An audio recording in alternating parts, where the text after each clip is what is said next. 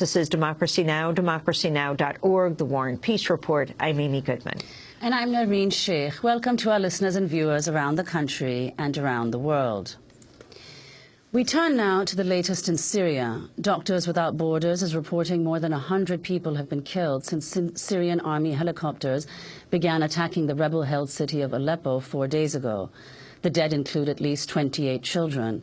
UN Secretary General Ban Ki-moon has said that the situation in Syria has, quote, deteriorated beyond all imagination. He insisted that both sides stop fighting before attending a proposed conference to find a political solution to the conflict in January. The humanitarian situation continues to worsen. We have started distributing winter aid to help people cope with the harsh conditions that are taking hold.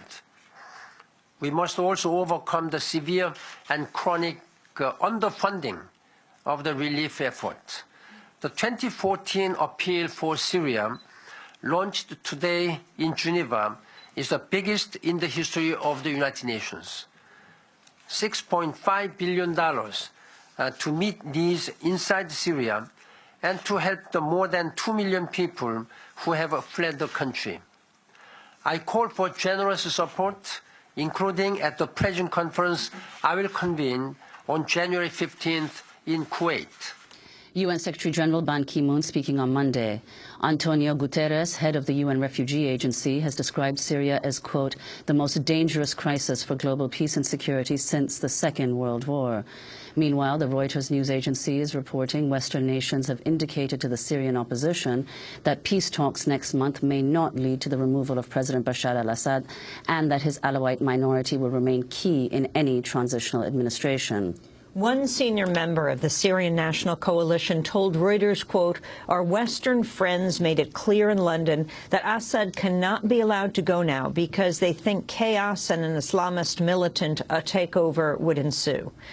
The United States recently suspended aid to rebel groups after 6 opposition groups came together last month to form the Islamic Front, which seeks to establish an Islamic State in Syria.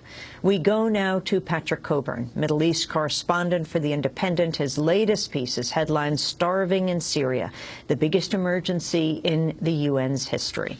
He returned earlier this month from Iraq. Patrick, welcome back to Democracy Now! Talk about this crisis in Syria, what you found and what is generating the latest developments.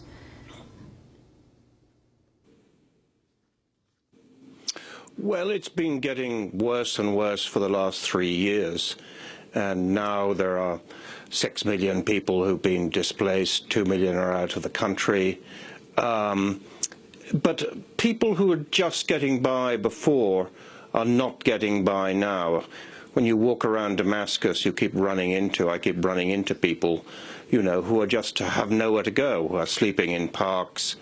Buildings are crowded with refugees. They're a bit less visible than refugees outside the country. If you're in government-held areas, you can get a sort of cheap bread, but if you're not, then people are living on the edge of starvation. They're also being bombed. The government policy seems to be to depopulate areas that they don't hold. So this is sort of incremental, getting worse and worse. And, of course, the snows have started. So people are literally beginning to freeze to death. Patrick, we want to go for a moment to the border between Turkey and Syria, to Aitor Zabalgo-Gascoa, coordinator for Doctors Without Borders. He was just in Aleppo last week. Can you describe the situation in Aleppo, Aitor? Hello? Hi. Can you describe the situation? I know we don't have a great phone line. Again, Aitor Zabalgo-Gascoa is right on the border. Can you describe the situation that you just came from?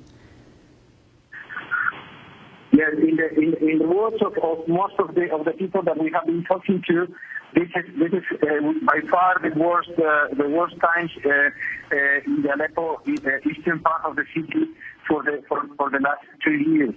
We just get now the most recent figure, and only in 5 of the hospitals, it's more or less half of the hospitals that are working in the city. They received in the last 3 days 163 dead and 958 wounded. 244 of them, they were children.